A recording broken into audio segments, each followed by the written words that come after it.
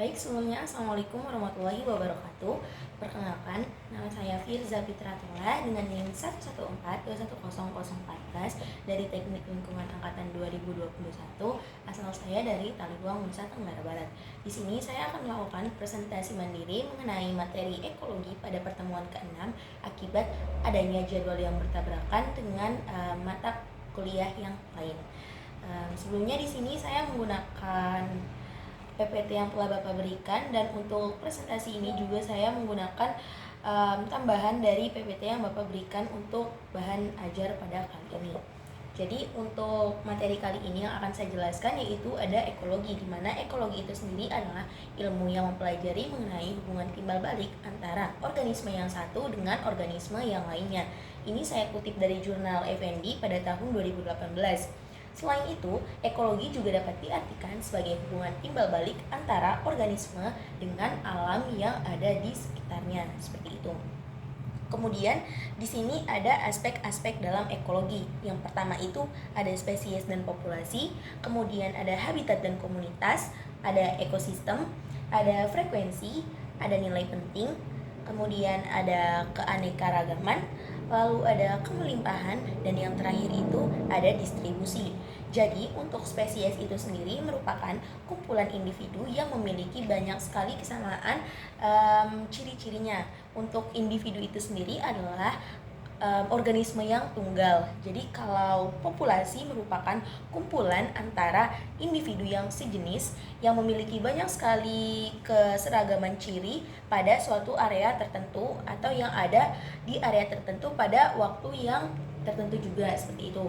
Untuk contohnya itu ada seperti populasi rumput, lalu populasi cacing, tanah, kayak gitu. Kemudian selanjutnya saya izin slide materi.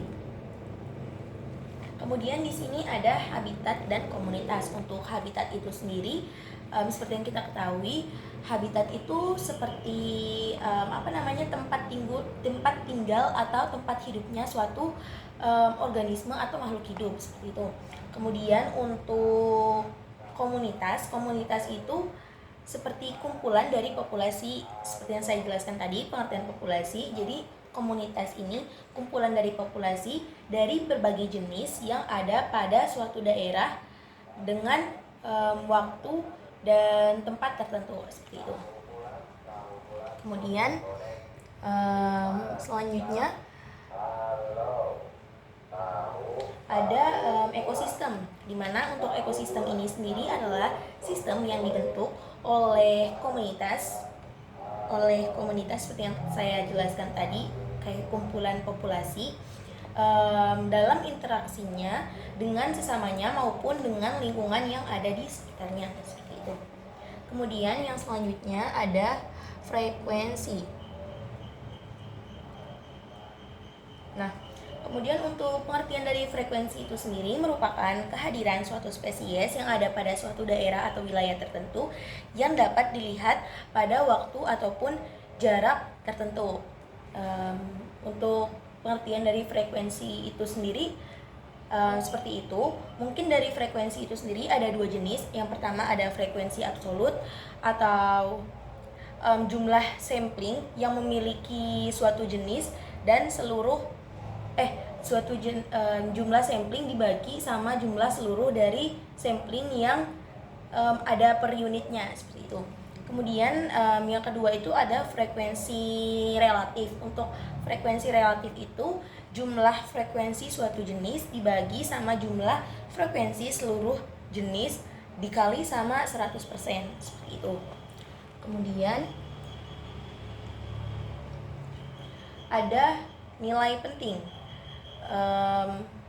Kemudian habis itu ada keanekaragaman. Setelah keanekaragaman itu kemelimpahan. Nah, untuk kemelimpahan itu sendiri, setahu saya kemelimpahan itu seperti banyaknya individu atau organisme tunggal anggota populasi per satuan luas. Jadi kayak seperti dibilang tuh kemelimpahan kayak banyaknya atau jumlah dari banyaknya individu yang ada di suatu wilayah.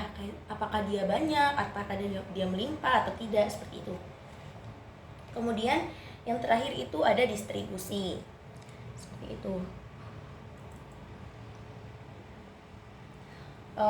Jadi untuk nilai penting, tadi saya lupa menjelaskan, untuk nilai penting itu sendiri seperti kayak seberapa berfungsi atau seberapa penting sih aspek-aspek yang dalam ekologi ini di dalam suatu ekosistem. Apakah dia bersifat merugikan, apakah dia bersifat menguntungkan.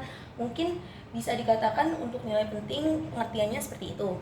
Kemudian untuk keanekaragamannya itu seperti banyaknya jenis atau populasi yang ada di suatu daerah tersebut untuk sebuah aspek-aspek yang ada di dalam ekologi ini sendiri.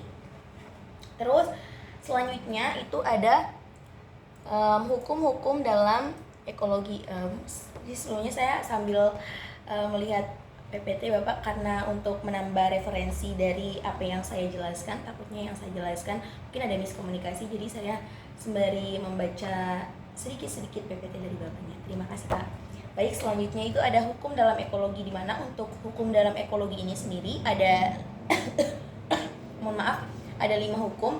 Yang pertama itu di sini ada hukum termodinamika 1, kemudian ada hukum termodinamika 2, lalu yang ketiga itu ada hukum keseimbangan atau equilibrium populasi, kemudian yang keempat itu ada hukum minimum Lieberg, dan yang kelima itu ada hukum toleransi Sherford. Jadi untuk pengertian dari hukum-hukum ini sendiri merupakan jadi saya jelaskan dari hukum termodinamika 1 terlebih dahulu. Untuk hukum termodinamika 1 ini sendiri menyatakan bahwa energi itu tidak dapat dikurangi ataupun ditambahkan, tetapi energi itu bisa diubah atau diolah bentuknya. Untuk hukum termodinamika 1 ini mungkin sudah banyak sekali terdengar dan sudah tidak asing lagi di telinga kita, karena ini merupakan hukum yang memang sudah sangat populer di kalangan semua masyarakat dan semua masyarakat tahu. Jadi ya seperti yang kita ketahui kalau energi itu memang tidak bisa dikurangi ataupun ditambahkan, tetapi dia itu bisa dimanfaatkan ataupun diolah bentuknya untuk menjadi energi yang dapat dimanfaatkan kembali nantinya sehingga dapat bermanfaat bagi masyarakat di seluruh dunia, seperti itu. Kemudian yang kedua itu ada hukum termodinamika 2, di mana untuk hukum termodinamika 2 ini menyatakan bahwa setiap pemakaian bentuk atau unit energi itu tidak akan tercapai efisiensi sebesar 100%. Dalam arti lain, untuk hukum termodinamika 2 ini sendiri, perubahan dari suatu energi menjadi energi yang lain itu selalu akan menghasilkan sisa-sisa yang nantinya itu akan dapat diolah kembali. Jadi untuk energinya itu tidak habis atau ngestak di satu hasil akhir gitu. Jadi dia masih bisa dimanfaatkan untuk terus diolah. Jadi prosesnya itu bakalan berkelanjutan terus menerus seperti itu. Kemudian yang ketiga itu ada hukum keseimbangan atau equilibrium populasi. Untuk hukum keseimbangan ini sendiri menyatakan bahwa keadaan spesies yang ada di suatu ekosistem itu hukumnya adalah seimbang. Nah, untuk hukum keseimbangan atau equilibrium populasi ini juga menjelaskan mengenai hubungan antara pemangsa dan predator. Selain itu, dalam hukum keseimbangan atau equilibrium populasi ini sendiri juga menjelaskan mengenai kepunahan spesies itu bukan terjadi hanya karena adanya hubungan antara pemangsa dengan predator, tetapi juga dapat disebabkan karena adanya kerusakan habitat. Jadi bukan adanya kepunahan dari suatu jenis spesies ataupun kepunahan yang mengakibatkan kelangkaan itu bukan hanya diakibatkan akibat adanya hubungan antara mangsa dengan predator saja, tetapi kerusakan dari habitat si tempat hidupnya itu sendiri juga dapat mengakibatkan kepunahan. Untuk kerusakan habitat ini juga bukan hanya dari manusia, tapi bisa juga dari alam, seperti itu. Kemudian yang keempat itu ada hukum minimum Lieberg. Untuk hukum minimum Lieberg ini menyatakan bahwa segala sesuatu yang sedikit itu lebih baik dibandingkan dengan sesuatu yang lebih banyak. Kalau dia lebih banyak itu sifatnya bisa merugikan, tapi Untuk hukum Liberal ini sendiri menyatakan bahwa lebih baik dia itu jumlahnya sedikit daripada kalau terlalu banyak itu nanti dia bersifat merugikan. Untuk hukum minimum Liberal ini sendiri juga menyatakan bahwa pentingnya untuk menjaga kesehatan lingkungan agar tidak adanya kerusakan lingkungan yang terjadi sehingga dapat menyebabkan dampak-dampak yang dapat berdampak negatif pada kehidupan organisme dan semua makhluk hidup yang hidup di bumi ini. Gitu. Kemudian yang terakhir itu ada hukum toleransi Sherford, di mana untuk hukum toleransi Sherford ini sendiri menyatakan bahwa organisme yang lebih muda itu umumnya bersifat lebih rentan dibandingkan dengan organisme yang sudah cukup tua atau yang sudah cukup berumur. Kemudian selanjutnya di sini saya akan membahas mengenai komponen ekosistem. Untuk komponen ekosistem ini sendiri, yang pertama ada organisme tentunya, kemudian ada populasi, terus ada komunitas, dan komponen biotis dan abiotis. Untuk penjelasan mengenai komponen ini sendiri akan saya jelaskan di interaksi dan adaptasi. Untuk interaksi itu sendiri juga ada 4. Yang pertama itu ada interaksi antar organisme, lalu yang kedua ada antar populasi, yang ketiga ada interaksi antar komunitas, dan yang keempat itu ada interaksi antara komponen biotis dan komponen abiotis.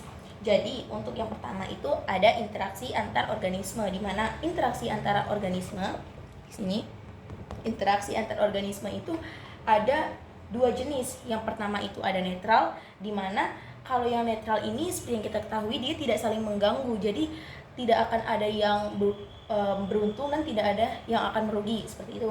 Lalu yang kedua itu ada predasi, di mana untuk predasi ini sendiri sifatnya antara mangsa dan pemangsa. Jadi satunya untung, satunya juga bakalan rugi sih.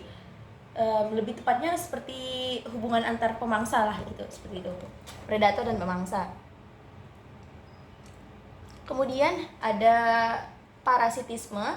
Untuk parasitisme ini seperti yang kita ketahui dari zaman sekolah gitu, ya parasitisme berarti ada yang untung, ada yang rugi gitu.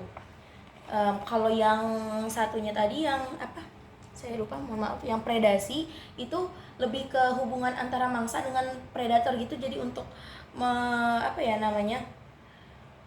kehidupannya itu udah sharing gitu, berbagi bersama. Memang mangsanya itu untuk predatornya itu sendiri kayak gitu. Terus untuk komensalisme itu adalah hubungan antara 2 organisme yang berbeda dalam bentuk kehidupan bersama untuk berbagi sumber makanan gitu. Seperti anggrek sama pohon, itu untuk contohnya. Kemudian yang terakhir itu ada mutualisme. Dari antar organisme itu ada mutualisme.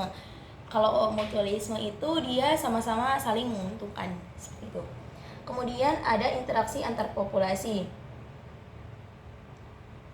Yang pertama itu ada aleopati, di mana untuk aleopati itu sendiri merupakan interaksi antar populasi yang satunya itu dapat menghasilkan zat yang bisa membuat tumbuhan atau organisme lain itu tidak bisa hidup di tempat yang sama dengan si jenis tumbuhan yang mengeluarkan zat tadi, seperti itu. Kemudian untuk kompetisi ini terdapat hubungan kepentingan yang sama sehingga akan terjadinya persaingan untuk mendapatkan apa yang dibutuhkan, seperti itu. Kemudian interaksi antar komunitas. Untuk antar komunitas ini sendiri seperti komunitas sawah sama komunitas dari sungai. Untuk komunitas sawah itu seperti padi, lalu ada belalang, ada ular, terus ada burung, seperti itu. Untuk komunitas sungainya itu ada ikan, ada ganggang, ada zooplankton, ada plankton, ada fitoplankton, ada sama decomposer. Terus yang terakhir yang akan saya jelaskan adalah interaksi antar komponen biotik dan abiotik, di mana untuk interaksi antar komponen biotik dan abiotik ini nantinya outputnya itu dia bakalan membentuk sebuah ekosistem. Jadi cukup sekian presentasi mandiri dari saya, lebih kurangnya saya mohon maaf. Terima kasih kepada Bapak. Wabillahi taufiq wal hidayah. Wassalamualaikum warahmatullahi wabarakatuh. Makasih, Pak.